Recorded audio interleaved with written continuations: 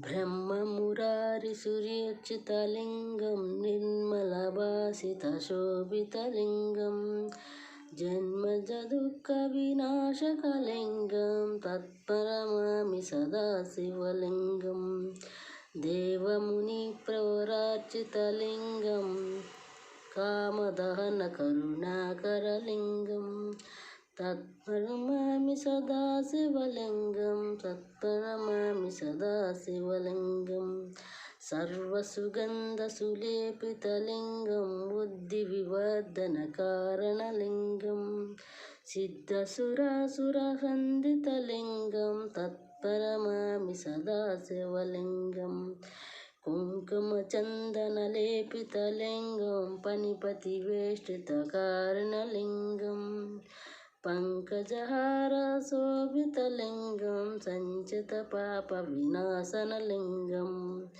तत्परमामि सदा शिवलिङ्गं तत्परमामि सदा शिवलिङ्गं देवगणार्चितसेवितलिङ्गं भावर्भाविचारवृतलिङ्गं दिनकरकोटिप्रभाकरलिङ्गं तत्परमामि सदा शिवलिङ्गम् अष्टदलपरिवेष्टितलिङ्गं सर्वसमुद्भवकारणलिङ्गं तत्परमामि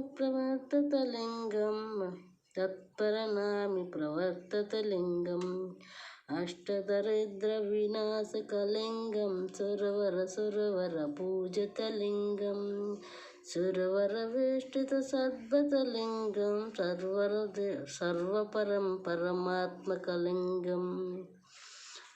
ओम नमः शिवाय, ओम नमः शिवाय।